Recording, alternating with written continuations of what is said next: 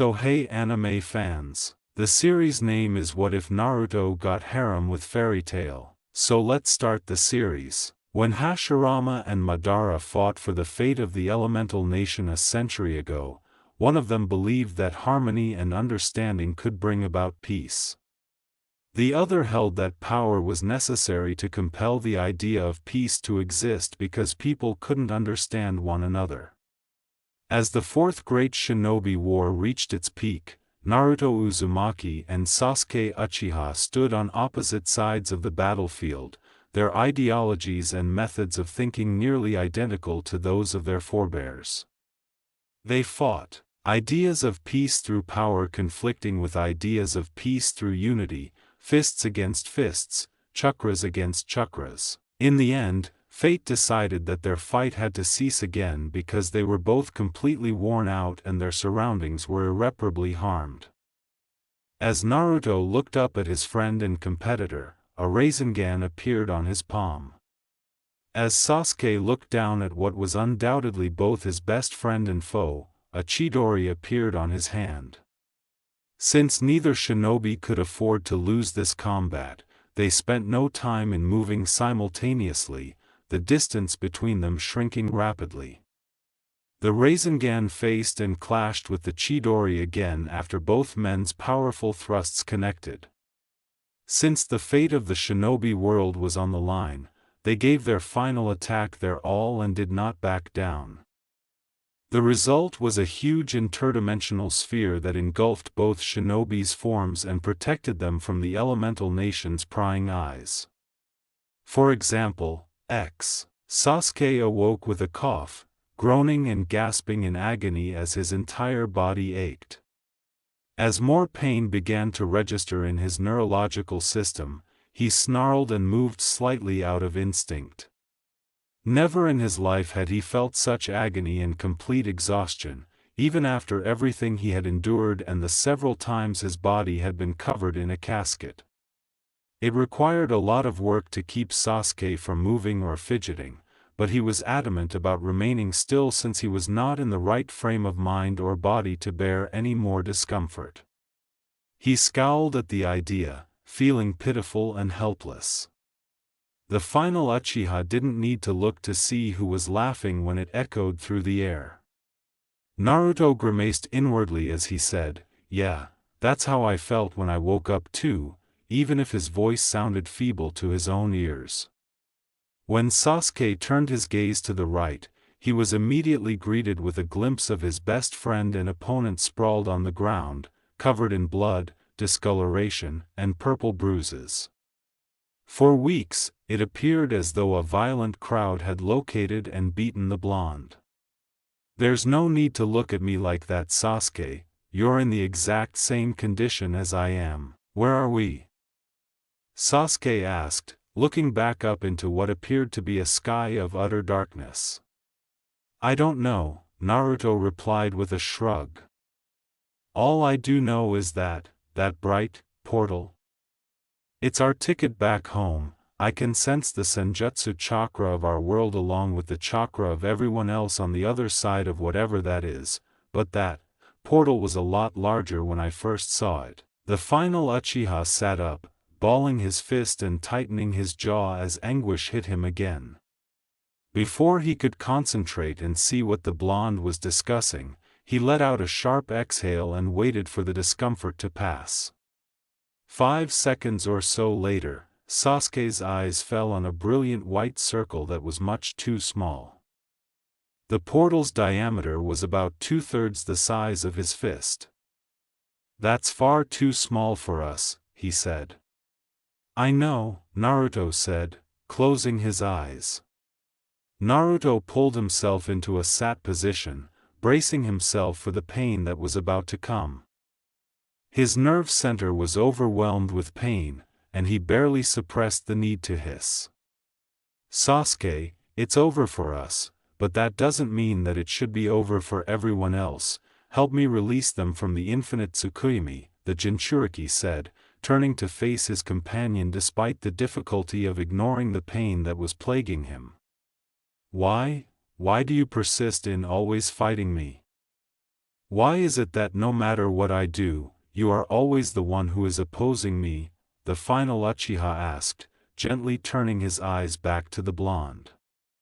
Naruto laughed. That's because you're always making the wrong choice. Even earlier you wanted to enslave the world in order to create peace, and that is not the way to go about it. As your friend, the responsibility is on to me to make you understand that what you're doing is wrong. Friend, you've always called me your friend even after I tried to kill you. What does that word mean to you? Sasuke asked gently. Now is not the time, you idiot. We don't have a low dash. Until I get an answer, I will not help you release them from the infinite Tsukuyomi, he said. Naruto breathed a sigh of relief. It's hard to put into words. All I know is that when you're hurt, I feel hurt too. You're asking me why I oppose you all the time? It's because it pains me when I see you all alone. To me, a friend is someone who you care about and would go to the end of the world for. It would be an understatement to say that Sasuke was stunned into silence because he had not anticipated the revelation from the typically dense blonde. Sasuke was too worn out in his completely depleted state to hold on to the anger and hatred that he usually surrounded himself with. After hearing his only buddy's reaction and being freed from the grip of his darker emotions, he suddenly recognized the seriousness of his actions and how severely he had messed up with his friend, his teammates, and everyone who had ever cared about him. Uchiha's chest exploded with all-consuming guilt, choking him with deep remorse and sorrow and permanently extinguishing the fire within of him that demanded he burn everyone who resisted him. When Uchiha's lips began to quiver and tears started to form at the corners of his eyes, he quickly turned his head away so the blonde wouldn't see him look any more pitiful than he already was. Sasuke, we don't have much time left. We have to release everyone. That includes the tailed beasts, Naruto said, feeling his eyes soften as he saw the tear slide down Sasuke's cheek as he looked away. Sasuke gave him a tiny, almost perceptible nod, all right, which Naruto would have missed if he hadn't been so focused on his friend. It was only natural for the last living member of the Uchiha clan to become so overcome with sorrow and humiliation that he would lose the desire to make amends. Had it not been for Sasuke's overwhelming gratitude for the black woman, the sense of appreciation that compelled him to do what was right by the only person who supported him no matter how far he fell. Although Sasuke still disagreed with Naruto's viewpoint, he would be damned if, in his final moments, he did not support his friend, no, his brother, after everything the man had gone through and given up for him. For this reason, even if they had different opinions, Sasuke promised to support his brother and help him free everyone from prison. With his arm outstretched and his fist currently forming half of what was intended to be the rat hand seal, the final Uchiha turned to face the blonde. Relieved, Naruto grinned and said, "About damn time," to the Uchiha. Without any delay, he assisted his pal in finishing the rat seal. The tailed beast's chakra in Naruto and the Rinnegan in Sasuke's eye socket flared as they both screamed, "Release!" Naruto felt everyone's chakra begin to awaken again, and after a few seconds, a huge smile took over his face. "It worked, they're waking up from the infinite Tsukuyomi," he said. "How can you tell?" Sasuke asked, a bewildered scowl emblazoned on his face as he turned to face his joyful companion.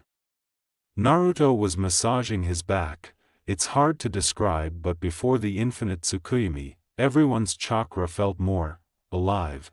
It just felt more animated and real. Databayo, when everyone got caught up in that jutsu, the feel of their chakra was just still, so still that one would think it was one of those toad statues back in Mount Myaboku. Toad statues? The Uchiha asked with an eyebrow lift. "Long story," he said. "Point is, I can sense that their chakra returned back to how it was before the infinite Tsukuyomi happened." Sasuke replied, "That is good news. Then I suppose the only thing left would be to free the Bijus from the Chibaku Tensei." Are they free? The blonde shinobi murmured softly as he observed the Rinnegan flare again and the 6 tomo spin quickly before slowing down again and coming to a stop. A nod was given in response to his query. "Thank you," the Konoha shinobi said, gently lying back on the floor with a wave of relief. "You're welcome," he murmured sleepily, closing his eyes and placing his back on the ground like his companion. Sasuke was quickly losing consciousness due to exhaustion, and if he had opened his eyes to look to the right, he would have seen that his comrade had already lost the fight to remain conscious. Only a few seconds later, the final Uchiha was also taken by sleep. For example, time skip, after 3 hours, Naruto awoke with a scream of agony, tears streaming down his cheeks as what felt like boiling, steaming water poured out over his stomach and chest. The anguish was so great that the shinobi nearly passed out. When his friend's agonized yelling reached his advanced age, Sasuke looked over anxiously, wide awake. Panic overcame the former Avenger as he attempted to figure out what was going on with his best friend and why nothing seemed to be happening to him. The first theory that sprang to me was what might have been the most significant biological factor separating him and Naruto. Naruto. It's the Kyuubi within you. Sasuke exclaimed, his eyes widening as he immediately realized the logic behind Naruto's situation. The blonde gritted his teeth and nodded shakily, trying to muster as much resolve as he could and barely succeeding in producing enough to manifest in his subconscious. In a matter of seconds, Naruto emerged from his subconscious, his eyes wide as he absorbed the image of Kurama squealing in pain, his fists clenched as his body shone a menacing white. "What's happening to us, Kurama? What's happening to you?" Naruto had to persevere and be strong for the sake of his friend, even though it took a great deal of effort to keep from collapsing and giving in to the agony. "It's because only half my soul is here, Naruto. I don't have much time, so listen carefully. Souls can't be separated, at least not between worlds. I never had a problem because though my soul was separated since I was sealed within your father, my other half was within you. It still lied in the same universe," gritted Kurama, who considered this situation to be the most agonizing experience of his life. With a voice full of terror, Naruto asked, "But nothing was happening to you when I was inside here hours ago. So why are you suffering now?" Kurama took a deep breath and began to weep because the air hurt. "Nothing was happening because that portal was still open, providing me with a connection to my other half. It's about to close for good and due to my connection with my other half who is still present in the elemental nation. The space between dimensions is forcing me out against my will. Listen. I can't stop this. Within a minute I'll be gone, but I'm leaving you with my chakra. That should be able to prevent you from dying even after I'm gone. But you need to get out of this place immediately. It may not seem like it, but this place is killing you on the inside. Kurama, please don't go. I don't know what to do without you," Naruto said, trembling visibly as he looked at the person who had been with him since birth. "I'm sorry, kid, but I have every ounce of faith that you will find a way out of here," Kurama said, looking into his first and only friend's tearful eyes as his eyes softened for his container, an unfathomable amount of sadness weighing on the strongest Bijou. As the white glow surrounding the Kyuubi became brighter, Naruto stepped back and lifted his forearms to protect himself from the light, missing Kurama's grateful grin at the blonde for taking him in and saving him and his siblings. "Goodbye." Naruto, the strongest Bijou, vanished in a matter of seconds as the entire sewer was illuminated by light. As his friend's comments filled Naruto with horror, he lowered his arms and anxiously searched for the enormous fox. "Kurama! Where are you?" he yelled in desperation. He looked everywhere in his mindscape, and as seconds went by without him getting the outcome he was looking for, white-hot panic gripped him. The shinobi was so terrified of being alone himself that he didn't realize he was no longer in pain. Naruto's eyes began to well up with tears because, in spite of his best efforts, his large and obvious friend was nowhere to be seen. Please don't go," he muttered softly. The shinobi's knees fell, and he sobbed silently as the consequences of what had happened struck him with the force of a speeding train, so overcome with despair that he was unable to keep himself upright. "Naruto, what happened?" Sasuke asked, looking over his friend with concern as his shoulders trembled awkwardly back in the real world. The blonde responded to the loss of his friend by crying in silence. The final Uchiha looked at his companion and felt guilty, asking himself, "What have I done?" Sasuke glared down at the world, deeply regretting the decisions that had brought him to this point. What was worse was that others were also suffering as a result of his errors. Although he thought the gesture was odd, he put a reassuring hand on the blonde's shoulder since he was prepared to do whatever it took to help. Almost 30 minutes had gone by when Naruto finally stopped sobbing as he looked at his friend with the raven hair, his eyes red-rimmed from the weeping, and another wave of remorse rising in the Uchiha's chest. "We need to get out of here now, Sasuke, before Kurama disappeared," Naruto said, breathing slowly and still sniffing every few seconds. Sasuke winced as he saw the ex-Jinchuriki's face immediately, and he said that this place is killing us from the inside. "Do you have enough chakra to get us out of here?" "I do, but barely," Sasuke said, shakily getting to his feet while gritting his teeth because the very act of standing up hurt him so much. The blonde felt the same sorrow when he stood up, asking gravely, "Can you take us back to the elemental nation?" with no trace of joy or love in his voice as he spoke of Indra's rebirth. "I'll be honest with you, Naruto, I only have enough chakra to open one portal and I don't know where that portal will lead us. We might get back home or we might end up in an entirely different world, but either way there is no going back if we go now.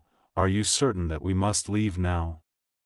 Sasuke said, almost hesitating as he looked into Naruto's red-rimmed eyes. Kurama said immediately, "I'm willing to put my trust and life in his words," the former Jinchuriki added, nodding.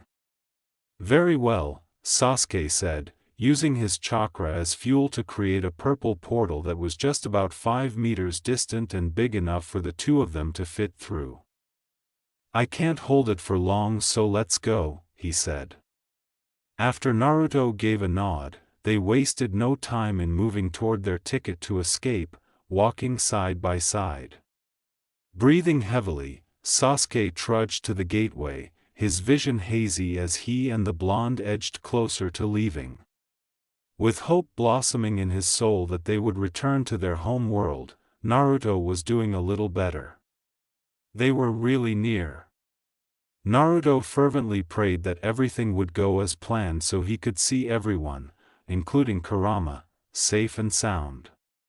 It was regrettable that fate was not more forgiving.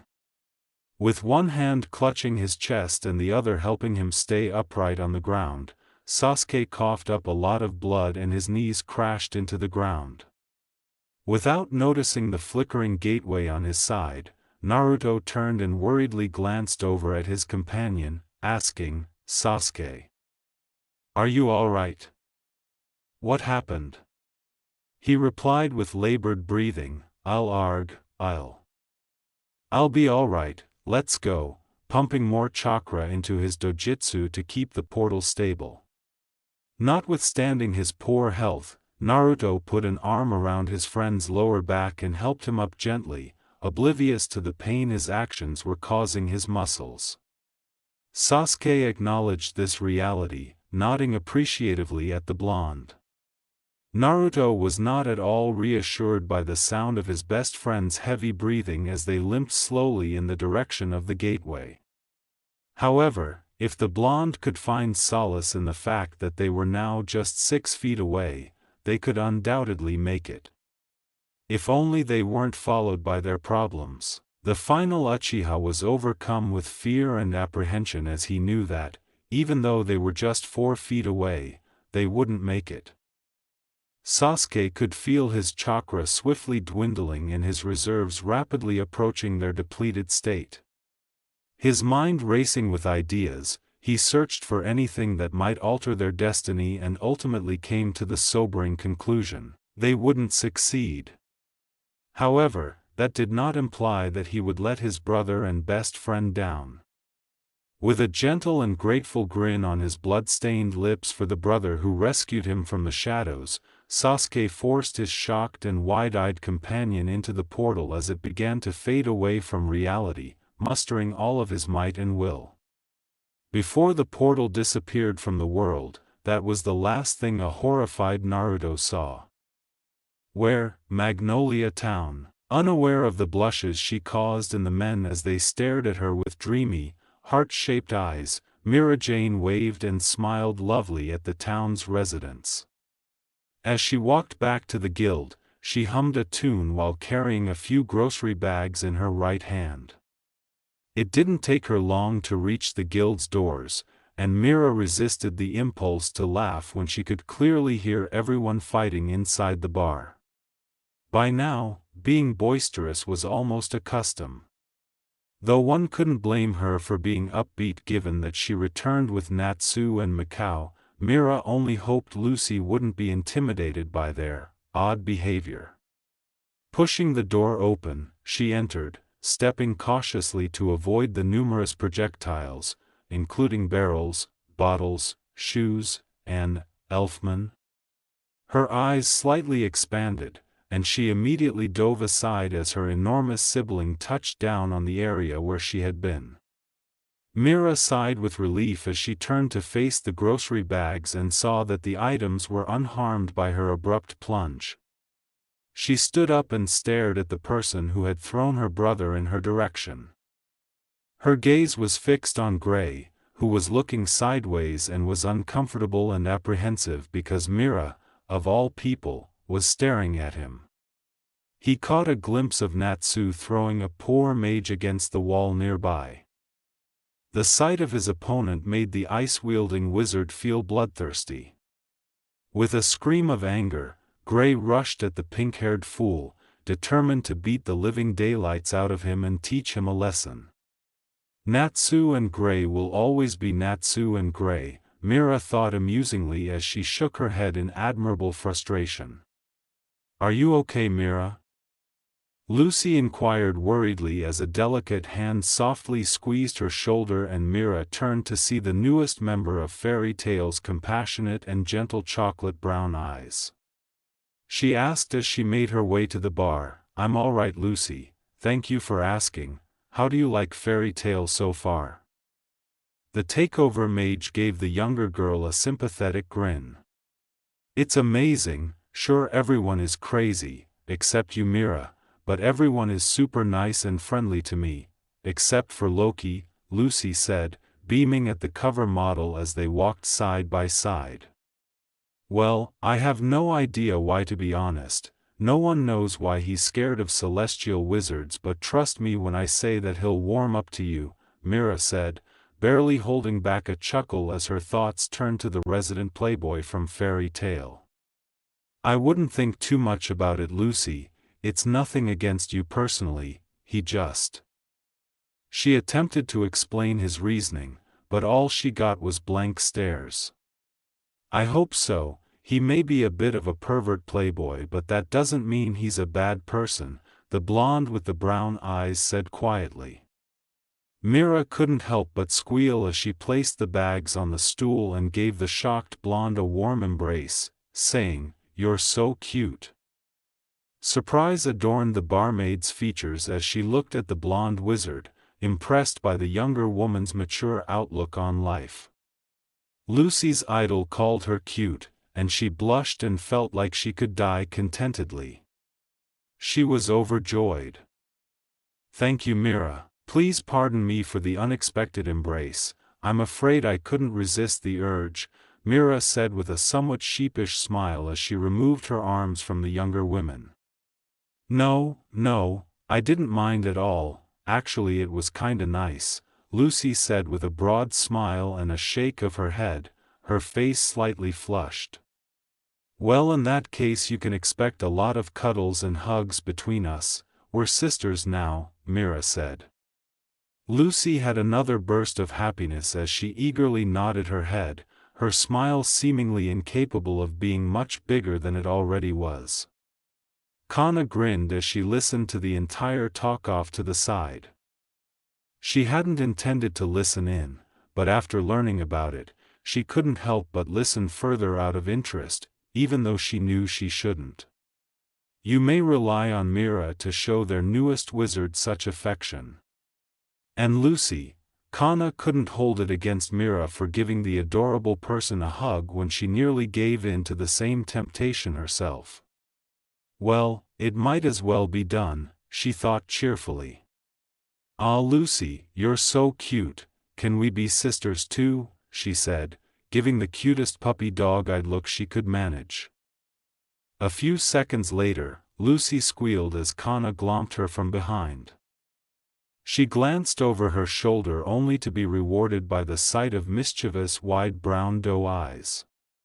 Sure, I'd be happy to have another person to call a sister, but, can you let go of my breasts? Lucy said with a smile irritably at the end. Yeah, of course, Kana said with a guilty smile, quickly releasing the celestial wizard's huge, velvety breasts. She already regretted listening to the blonde's advice. All right, ladies, I think we've bonded enough for now, why don't you both be a dear and help me with the groceries? Mira said, looking at the spectacle with amusement from a distance. She gave off her own take on the puppy dog eye. Kana avoided looking into Myra's arguably best weapon just in time, having been subjected to that look more times than she would have liked.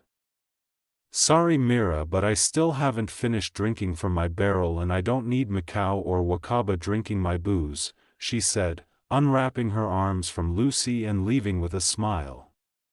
A purple gateway appeared centimeters below the ceiling before Lucy could say anything, and it abruptly plummeted the comatose ex-Jinchuriki in the direction of the gullible girls. The incredibly exhausted shinobi landed on top of both female mages, causing twin startled yells to reverberate throughout the guildhall. Everyone immediately halted their fighting to look at the spectacle with curiosity, fascinated by what was happening. Kana, the closest mage in the area and one who hadn't gone far, turned to examine the fallen figures but was horrified when she saw the numerous wounds, bruises, and blood that covered the strange man's body. Oh God! Someone get poor Ryusuke now, she yelled as she attempted to gently carry the muscular blonde. All of the Fairytail wizards felt tense as soon as they understood what the brunette had said, and Jet hurried out to get the guild's best physician. As Elfman got closer to the fallen figures, fear and anxiety swiftly increased in the pits of his stomach. Mira! Big sis, he cried out in desperation. Mira told him, I'm okay, Elfman, don't worry, me and Lucy are okay, oblivious to the condition of the blonde man standing on top of her. Unaware of Naruto's current physical state, Lucy said, we're okay, we were just caught off guard. Elfman carefully lifted the unconscious shinobi, enabling the girls to at last get up and move, merely to mimic Kana's response as they saw the man who had fallen on them. Mira was compelled to ask, oh dear. What happened to the poor soul? Kana said solemnly, I don't know, but he needs desperate medical attention now. Elfman, have him placed in one of the beds of the medical wing, Mira said, nodding before turning to face her brother. The giant nodded right away and started to do just that. Mira then turned to face the other people, saying, Kana, go inform Master of what happened and everyone else, be on guard just in case someone is coming after him." Lucy's kind, gentle chocolate brown eyes were full of worry for her fellow blonde as she watched with concern. When Naruto woke up, he felt sick. His eyes were bleary and tired, blinking quickly, and he saw nothing but consuming light before closing his eyelids tightly. The shinobi opened his eyes again after breathing steadily and gradually feeling his vigor return. A world of fuzziness and lack of focus was what greeted him in the end. The still out of it blonde thought that seeing only blur affected his consciousness and gave him a mind-blowing headache, even if such a sight was far superior to seeing only glaring white. With a groan departing his lips, he let the world know how uncomfortable he was feeling at the moment. He winced and clenched his eyes tight, unable to bear even the slightest bit of pain while still feeling so fatigued. Shortly after a gasp, Naruto felt an unbelievably soft touch place itself on his forehead before it moved behind him to cup and gently raise the back of his head. The sound of feet beating quickly on the floor then reverberated throughout the room. "Here, drink this, it should help with the fever." Before a constant stream of water filled his mouth and gave him the vigor he had been badly needing, Naruto felt the edges of a cup slide between his lips. The former Jinchuriki would normally have reconsidered accepting a drink in a strange setting, but given his extreme weakness and dehydration, as well as the knowledge that whoever was with him could have killed him while he slept but decided not to. That, however, significantly reduced his anxiety. As the water flow rapidly diminished and then stopped completely, disappointment welled up in the shinobi's chest. Before he could express his displeasure, he heard another pair of feet thump on the ground before coming to a stop close to him. After the now empty cup was taken out and quickly replaced with a new one, Naruto exhaled inwardly in relief and appreciation at his unidentified caregiver's consideration. Naruto sat up straight after emptying the cup of all its contents, opened his eyes, and waited patiently for his hazy eyesight to clear up before he could see a set of big blue eyes that looked to be filled with only worry. As his eyesight returned, he noticed that the soft blue eyes belonged to a stunning, charmingly smiling white girl wearing a maroon, full-body gown. He looked to his right and saw another pair of brown eyes that were just as big and showed the same level of worry as the first pair he had seen. This time, the eyes belonged to a stunning blonde girl wearing a shirt with stripes of white and blue and a short skirt at the bottom. With concern in her voice and loud enough for the shinobi to hear, the brown-eyed blonde questioned softly, "Are you okay?" Naruto replied, "I'm all right, thank you both for the water and for taking care of me." "It was no problem. Is there anything we can do to help you with at the moment?" "I'm Mira Jane by the way, but you can call me Mira," the ivory-haired lady said, placing a loving hand on the shinobi's shoulder. The blonde woman said, "And I'm Lucy," and she gave the former Jinchuriki a pleasant grin. Naruto Uzumaki, and thank you for the thought Mira, but there is no need to worry about me, said the former Jinchuriki, giving the two an appreciative nod before pushing himself off the bed and getting to his feet. Mira said, "But you were out for 3 days," with a disapproving shake of her head. "What?" Naruto blinked in surprise. "It's true," Lucy said, her chocolate brown eyes beamed with concern. "And you were so hurt." "I've never in my life seen someone who was just so wounded," Lucy said. With a pit of dread rising in his stomach, the shinobi took in the information and tried to remember what had caused him to be in this situation, but he unsuccessfully tried. "How did I arrive here? Was there anyone else with me?" he inquired hurriedly, his eyes darting between the two and inadvertently displaying a hint of panic. "As for how you got here, neither of us witnessed it, but a few of our guildmates said that you fell from a purple gateway that appeared on our ceiling before it vanished," Mira replied with a gentle shake of her head. Slowly, Naruto repeated, "Purple, portal." All at once, the events of the Fourth Great Shinobi War, the fight between him and Sasuke, the separation from Kurama, the awakening in a black hole, Sasuke's self-sacrificing act, etc. The shinobi gasped as the memories suddenly came flooding back to him with such clarity that it felt like a tsunami. The revelation that he was in a completely different dimension, with no way to return and no chance of ever seeing his friends again, came with the return of his memories. Additionally, Sasuke is dead. Naruto stumbled back a few paces, landed on the ground, and at once drew the girls to him as his face turned unnaturally pale.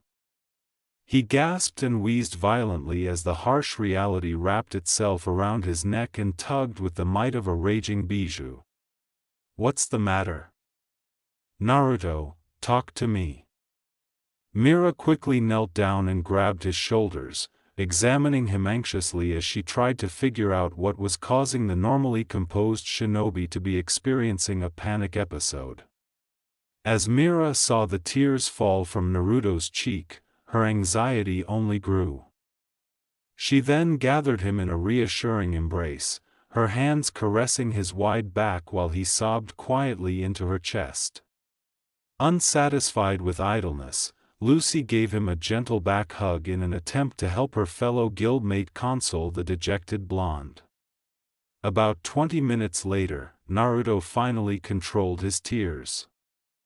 His eyes were red from sobbing so hard that he cautiously freed himself from the grip of both girls and stood up. Lucy and Mira followed him, looking at him with concern. "Thank you both for taking care of me and for this," he said, nodding gratefully as he glanced at the two. He tried to gesture to the hug awkwardly, but his eyes strayed to the wet stain on Mira's shirt and he shot her an apologetic smile. "Sorry about that," he said. "No need to apologize for that, Naruto, and there is no need to thank us either, we were only doing what was right," Mira said, taking hold of his shoulder and grinning softly. After giving him a heartfelt nod, Lucy looked at him tenderly and said, "If there is anything we can do to help, please let us know." After saying, "thank you," to her, he turned to face the waitress with the ivory hair. "Both of you, I will never forget the kindness you both showed me and I promise to repay you both for that," he said. "Goodbye, Lucy and Mira Jane." After he finished speaking, he took Mira's hand off his shoulder and turned to go. Or tried to when he sensed two delicate hands clinging to his wrist. "Wait," Lucy begged. With bewilderment obscuring his features, Naruto studied the blonde woman. Lucy said, as she glanced down and shifted a little beneath his eyes. She took some time to think about the potential outcomes of her decision, which was quite significant and, if she were to follow through on, could lead to serious problems that she did not need at this delicate period in her life. Lucy glanced back up and made up her mind at once. She wasn't sure whether she was doing the right thing, but the shattered and dejected expression in his eyes made her decision clear. "If you want, you can stay at my place until you've sorted out everything." Mira's eyes widened in utter amazement as Naruto blinked in shock, mirroring his own. "I apologize, but did you just say," he couldn't resist asking. "Yeah, assuming that you can't create a portal back to your home and that seems to be the case, I don't mind letting you stay if you don't have nowhere to go," the blonde stellar mage said, a little nervously nodding before straightening up and trying to project confidence. The women's trust and compassion left Naruto speechless, and it took a few seconds before he could respond. "Thank you, truly. It's very nice of you to offer, Lucy, but I'll be all right," he said quietly, giving her the first since the beginning of the Great Shinobi War to smile with gratitude and sincerity. Naruto was instilled with the notion that assistance always came at a high cost while growing up in the shinobi society. His upbringing as a Jinchuriki only reinforced that idea, and the reality was that if the third Hokage, his sensei Kakashi, or any Konoha resident offered him assistance, they typically did so with the expectation that he would go on to become a more skilled shinobi in the Konoha service. In the world of shinobi, it was rare for someone to lend a hand without expecting anything in return. One couldn't blame Naruto for being moved by the degree of kindness and charity shown to the former Jinchuriki, who spent most of his life being rejected and despised and who, with few exceptions, hardly ever received any genuine assistance. "It is true that I'm really far away from my home, but I can manage, don't worry," Naruto said, but whether he was moved or not, he had no intention of forcing the women's generosity on them. Even though she may not have been aware of it, Lucy couldn't help but feel relieved when he responded. She might have promised to let him remain with her, but it didn't make her any less afraid of a stranger, a guy at that, living so near to her. If he did end up accepting, was she going to turn him away? Hell no. She was genuinely earnest when she offered to take him into her house, but she would be lying if she claimed she wasn't a little afraid of the idea of a stranger living there. She said solemnly as she released his wrist, "Okay, but if it does turn out that you have nowhere to go, just know that my home is open to you." "Thank you, Lucy," Naruto said with a sincere grin.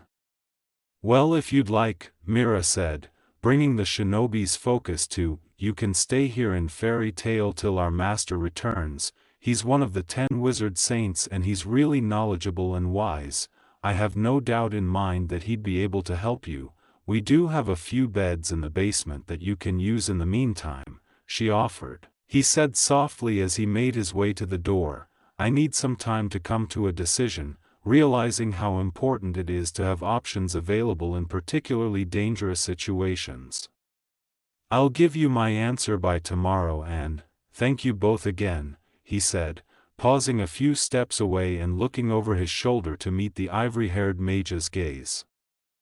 Naruto then left the female mages to look sorrowfully at where he had been standing before leaving the guild infirmary. Mira groaned, remembering how weak and broken he appeared in her arms. "I do hope things get better for him, it's obvious that he's going through a lot," she said, her heart constricting cruelly. "Yeah. He seems like a really good person," Lucy said with a sulky nod. Before leaving the infirmary, the two girls remained silent for over a minute.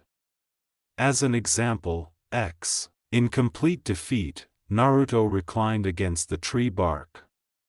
Naruto had hurried quickly through the streets of Magnolia, his pulse still pounding from the thought that he was in another world with no apparent way to return home, almost an hour after his encounter with the girls from Fairytail. He eventually reached a remote area of the forest and, in a last-ditch effort to get back to the elemental nation, tried using the summoning jutsu, but it failed miserably. Nevertheless, Naruto was not one to give up after failing once, which pushed him to try repeatedly, increasing his chakra expenditure each time but failing to bring forth the summoning toad. As he pounded his hand on the ground and waited tensely to be met by any of his summons, Naruto eventually became so irate that he exhausted half of his current reserves, desperation and glints of hope creeping up to his chest.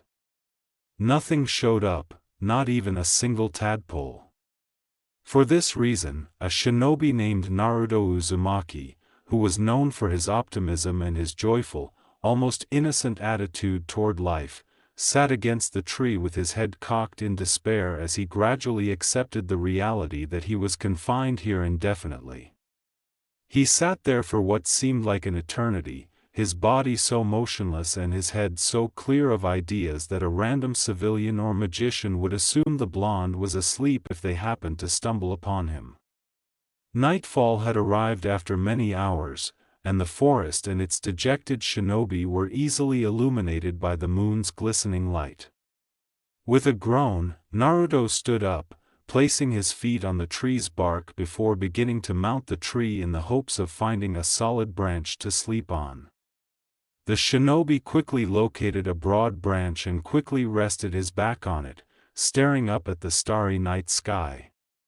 Was he feeling completely devastated? No, Naruto knew that things could have gone far worse than they did.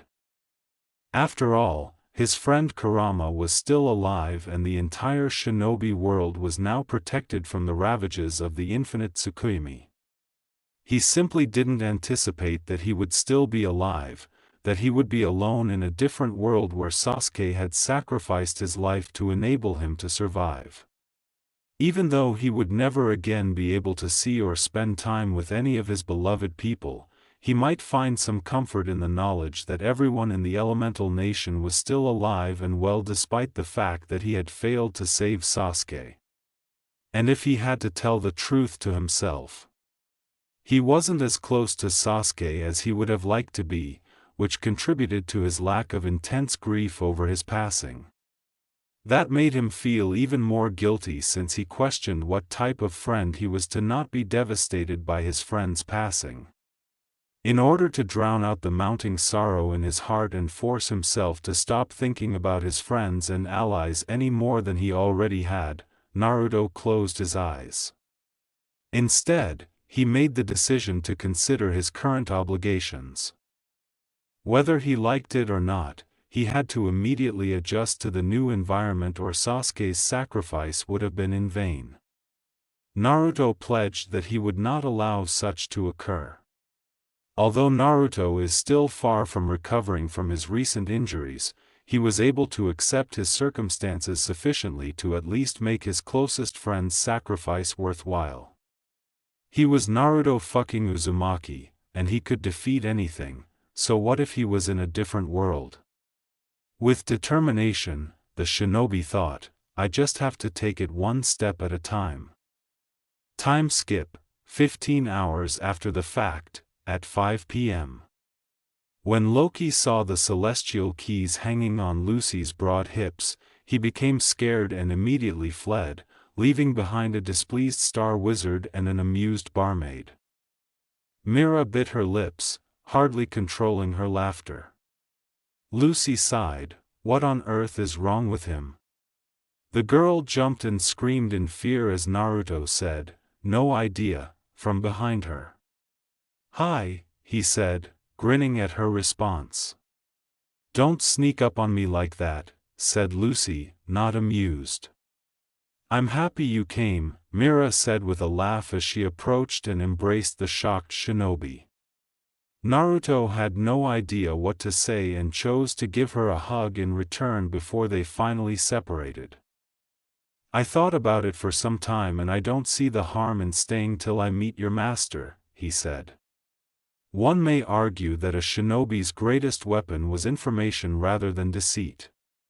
Following his education on the need of knowledge, Naruto went to the library this morning and created 100 clones that resembled various individuals he had encountered or seen in the elemental nation.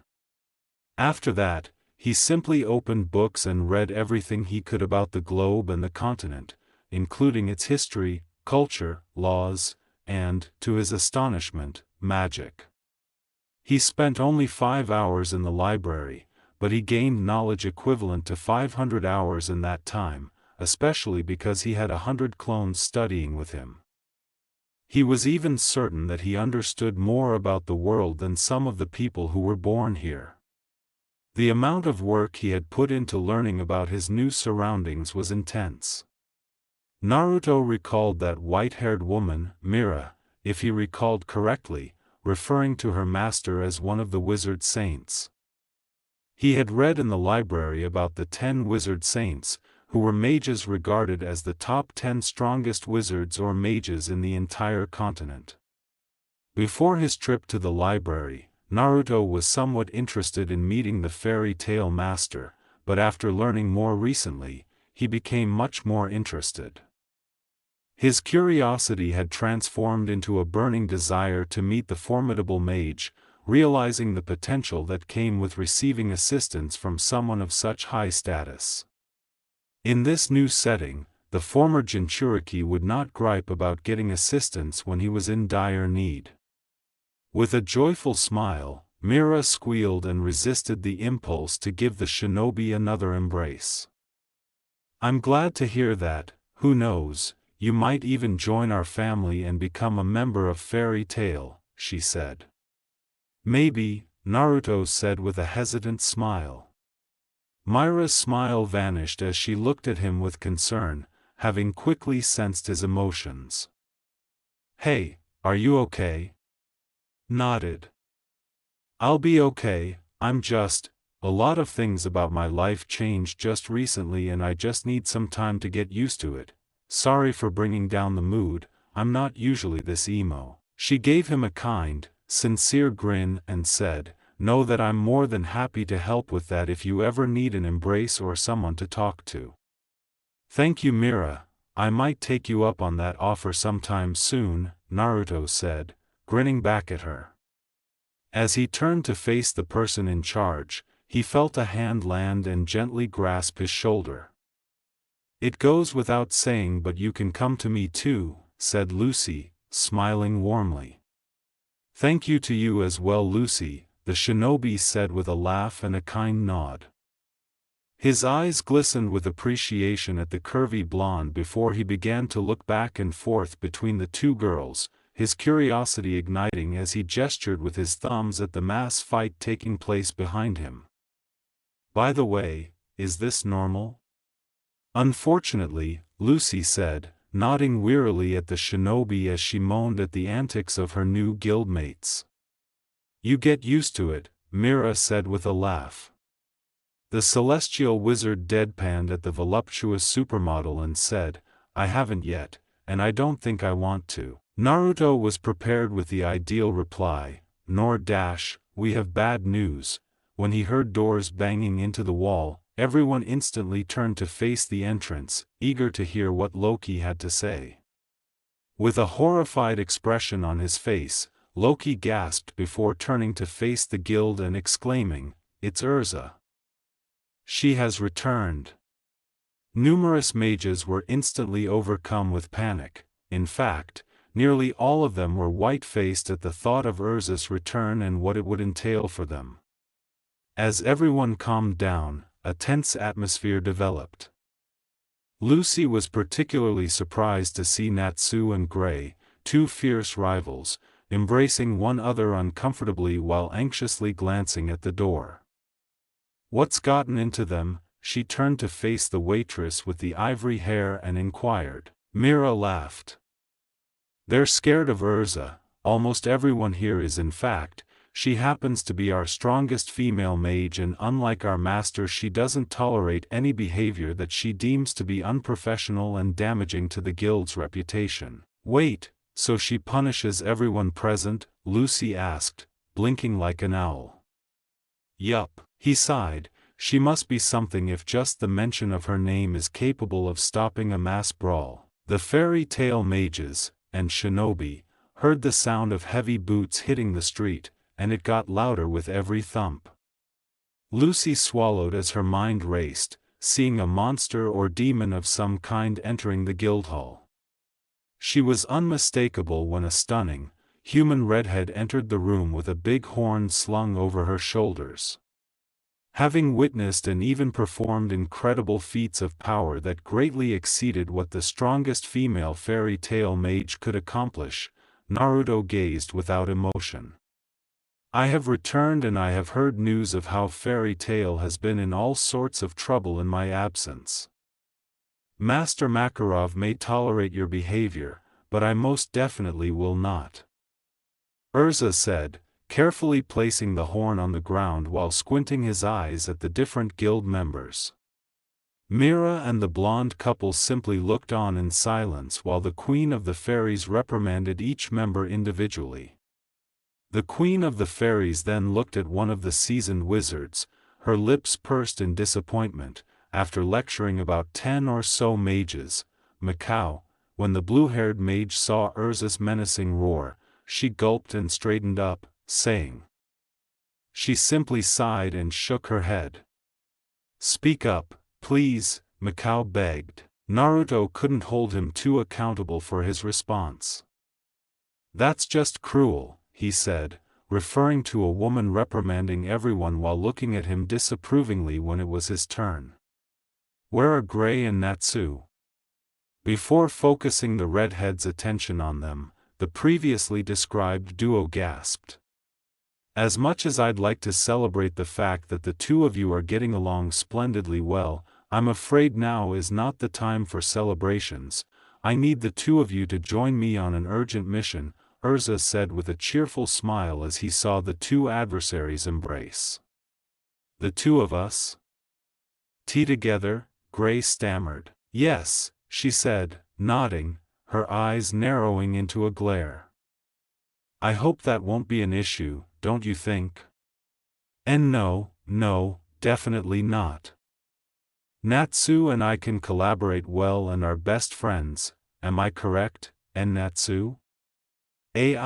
Natsu said, shuddering in the Titania's presence.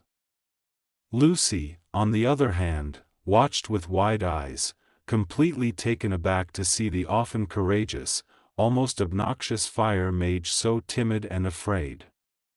"Good, I expect you both to be ready to leave tomorrow at 8 a.m. sharp, Urza said, nodding approvingly despite the whispers that were now roiling within the guild.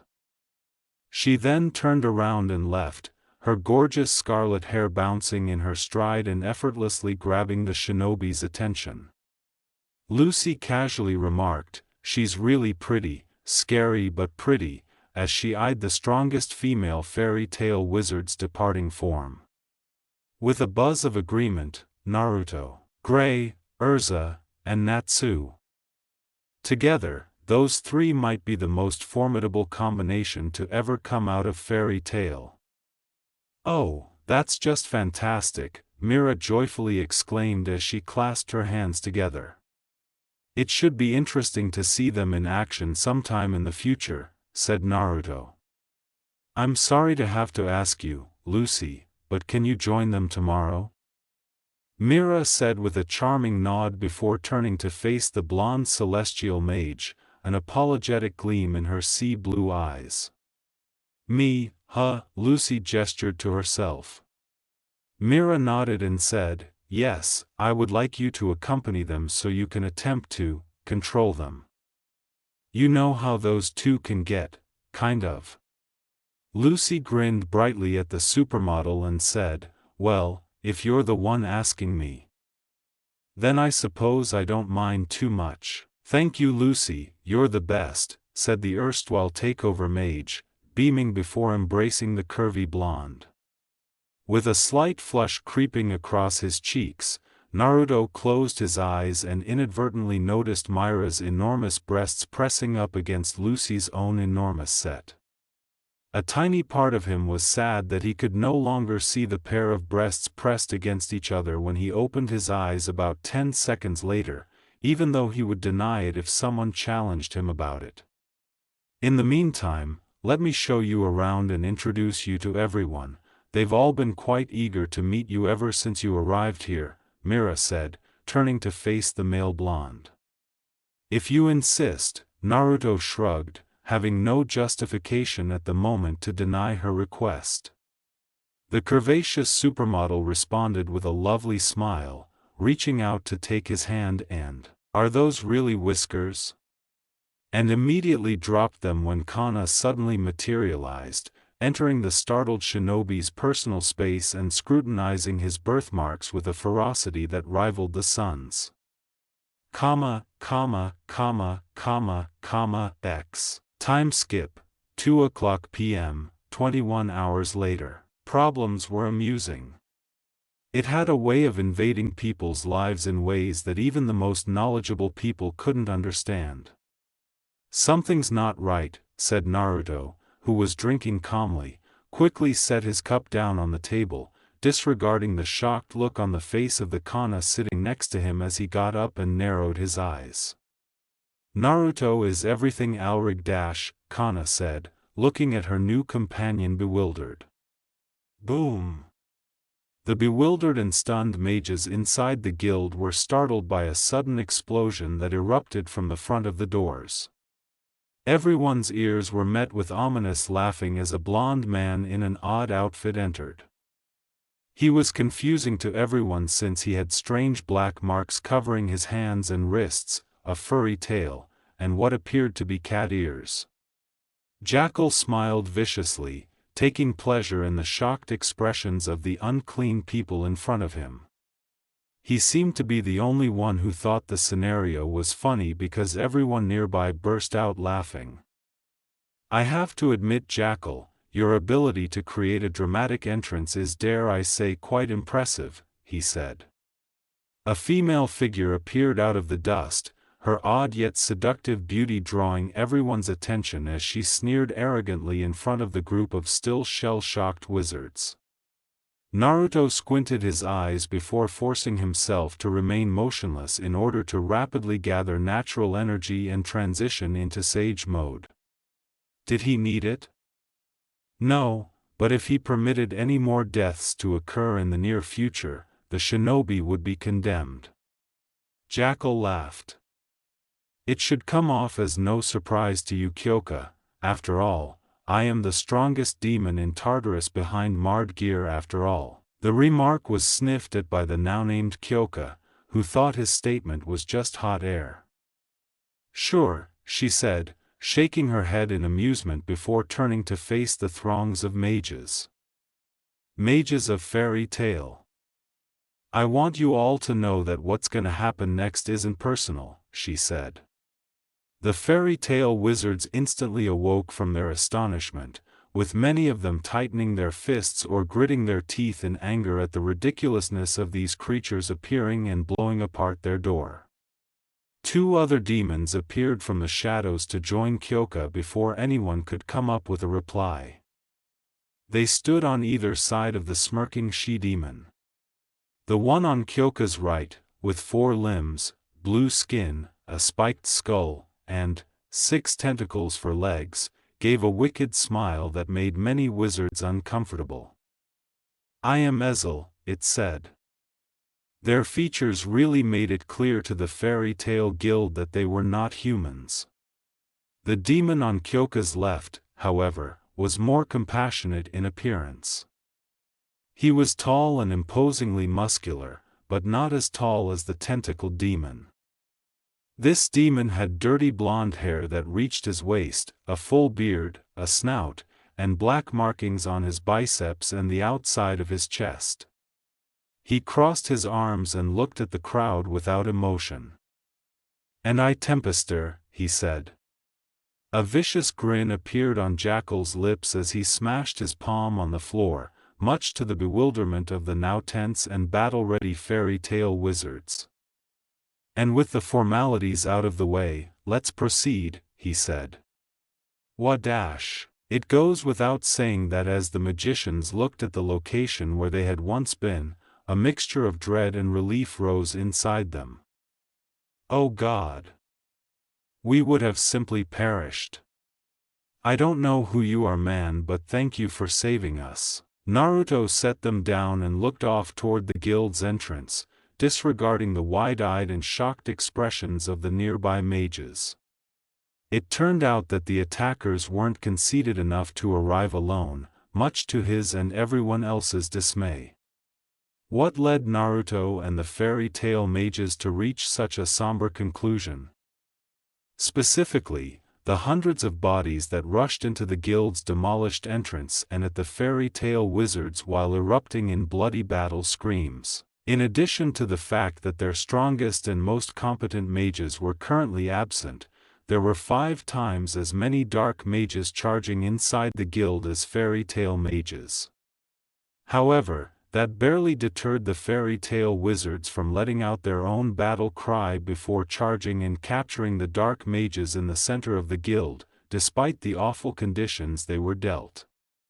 The shinobi swiftly plunged into the battle, sidestepping a fireball that flew past him and eliminating the hordes of black magicians, beginning with the one who threw the fireball at him. Naruto fought the innumerable black mages that continued pouring into the guildhall by punching, dodging, kneeling, kicking, weaving, and elbowing them. He became irritated because every time he took one out, two more came after him before he could take them down as well. Naruto retaliated by launching a brutal tornado kick that struck the bastard's face before he was hurled back into a group of 5 wizards on his 6. Naruto had jumped to the side to avoid the awkward elbow attack that one of the remaining dark wizards had fired forth. After finishing the cannon fodder, Naruto secretly made a clone that hid to collect Senjutsu chakra in case something went wrong. Naruto had to immediately duck down when he turned to face the guild's entrance because, if he recalled correctly, the demon, Jackal, had thrown a back fist over his head. When Jackal narrowed his eyes and lifted his knee to slam it into the human's face, he was taken aback when Naruto grabbed it tightly and turned a full 360 degrees before throwing Jackal away. The explosive demon laughed and dove back in after grunting as he skidded to the ground. Naruto blocked it with a raised forearm, and he thrust a fist. What? Jackal's fist emitted a yellow light, and Naruto's eyes opened in shock before a tiny explosion caused him to slide back into the bar. Clearly I made a mistake in thinking that his ability to somehow make explosions would only happen when his palm would land on something, Naruto said, ignoring the pain radiating from his left slightly burnt arm as he scowled at the smirking demon. To be on the safe side, it's probably safe to assume that he can, the former Jinchuriki said, casually glancing at his opponent's feet and wondering if his ability could also be activated from his feet. He hadn't witnessed him do it yet. In order to finish this quickly and prevent his opponent from causing further damage, Naruto charged at Jackal, dodging a blow and then slamming an uppercut at his sternum before a left hook connected on the demon's cheek. The explosive demon yelled, spat out blood, and staggered back a few feet. He then threw a roundhouse kick, which caused Naruto to bob underneath, and then he delivered a low kick that sent Jackal flying off the ground, his back hitting the ground in agony. He moaned and tried to stand up, but he was too slow, and Naruto swiftly landed on top of him. His knee pinched the demon's left arm, and his left foot stamped on Jackal's wrist, holding him there. Jackal made a valiant attempt to break free, but was unsuccessful since Naruto's strength held him in place. Now that he was free to do as he pleased, Naruto let loose his rage on the explosive demon, pelting his face with a barrage of strong blows that caused Jackal to see stars. Naruto clenched his fist and pulled back his right arm, augmenting it with powerful chakra. Argorg, he stopped, spinning in the direction of the scream, his eyes widening in horror as he realized that the female devil from before was now holding a wounded Mirajane against the wall and choking her. Almost everyone in the area around her screamed the waitress's name in alarm, indicating that Naruto wasn't the only one who heard it. "Ne-chan," Elfman shouted as he dashed over to the bar and swung his changed arm directly into Kyoka's bare back. "Cyclone," he said softly as Tempester suddenly materialized and stopped Elfman's punch before striking back with a tornado-circling blow. Elfman clenched his teeth. Immediately, a huge, gray whirlwind erupted from Tempester's fist, sending Elfman and the several mages behind him, both light and dark, into the air. Elfman, Kyoka buried her fist in her gut as Mira wheezed out, unsuccessfully clutching and clawing at the arms supporting her. Suddenly, the air left her lungs. "Did I mention that you could speak, my lovely little slave?" With a somber expression on her face, Kyoka inquired. After clenching his jaw at what he saw, Naruto went back to face Jackal and delivered a forceful blow that rendered the demon unconscious. A silent murmur from Kage Bunshin caused 200 clones to appear, much to the surprise of everyone in the room. Each clone knew its mission and quickly set out to either help the wizards of Fairytail or ensure the safety of the citizens outside, instantly shifting the balance of power in favor of Fairytail. He took a step forward, turning his focus on the ruthless she-demon, and had to suppress a grin as a surge of natural energy surged through his body, causing orange pigmentation to emerge around the edges of his eyes, indicating that he was now in Sage mode. Naruto appeared to teleport to Kyoka's location with the enormous physical attribute boost, then quickly kicked her in the sides, sending the she-demon flying far away.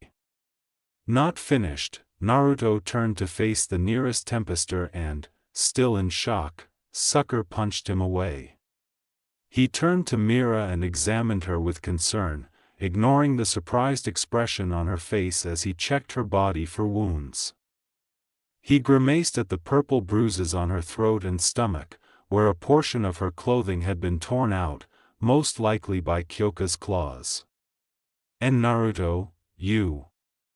After creating a second shadow clone that swiftly transported Mira to safety, Naruto turned back to the battle and had to sidestep a huge, yellow-furred man-wolf that was trying to strike him. Naruto swiftly created a one-handed Rasengan and slammed it into the demon's stomach at the same time the man-wolf overextended his arm. "Oh!" Jackal cried out in pain before his form was sent skidding back. As much as the shinobi hated to admit it, he had to give the monster credit where it was due, as taking a Rasengan to the guts and still standing was an impressive accomplishment. "You bastard. Do you really think you can just bash me up and leave?" Figures that he was not done, Naruto said, narrowing his eyes in suspicion before glancing at the location where he had left the explosive demon earlier and finding no body there. As Jackal did just that, the shinobi raised his hand, curved his palm in the traditional, "come at me" sign, and grinned. Even though Jackal was fairly quick in his wolf form, he would have lost to Naruto in his base state, if only by a small margin. Naruto wasn't boasting about his strength, but he was aware that he was faster than the demon even in his normal state. Jackal had little chance because Senjutsu had now enhanced his body, and the shinobi demonstrated this by avoiding the wolf demon's kick and then grabbing onto the long limb, hauling the enormous man-wolf over his shoulder before slamming Jackal into the ground. Naruto quickly constructed a large Rasengan after realizing that a regular one wouldn't work. He had to leap away as a gray cyclone ripped through the area he had just been standing in, but he continued on. As Tempester and the now standing Jackal stood side by side, Naruto growled and let the Rasengan fade away, clicking his tongue in frustration. "I don't need your help." "Don't be a fool, Jackal. It's quite obvious that whoever this individual is, that he's in a league entirely different than our own if he can throw us demons of Lord Zeref around like rag dolls," Tempester said, shaking his head stoically and never taking his eyes off the nervous shinobi. "I wasn't being tossed around like a rag doll," Jackal growled. "Regardless, I've come to help since none of us can hope to win against him on our own. The only reason Kyoka and Ezel don't join us is because they have their hands full with the clones and everyone else," he said. "TCH, don't slow me down," Jackal said as he ran toward Blonde, closing the distance quickly as he brought a huge claw for a downward cut. Because of the whirlwind that ripped through him, Naruto jumped away before he had to make a clone that threw him away just in time for the clone to disperse. Choosing to attack for once, Naruto charged at the enormous anthropomorphic lion demon, sidestepping the blow before jumping and slamming his knee into Tempester's jaw before launching across directly at the demon's muzzle. "Arg!" As he staggered back, Tempester screamed. When Tempester accidentally slammed his fist into Jackal's already damaged face, Naruto immediately spun around, clutching the claws on either side that tried to pierce his body, sensing the impending danger behind him thanks to Sage Mode. He then leaped and delivered a punishing front kick directly at Jackal's face, using it as a springboard to launch himself away. Before they both charged the blonde shinobi, the explosive wolf demon gripped his nose and gave the apologetic-looking Tempester a fierce glare. Unwilling to wait, Naruto charged as well, meeting them directly in the middle before engaging them in combat. He dodged, evaded, and weaved through their blows before returning their affectionate gestures of peace with his own. The shinobi's captivating movements, which gave the impression that he was performing a complex, graceful dance, dazzled onlookers as if art had come to life and assumed a human shape. It was lovely, it was, dare I say, flawless.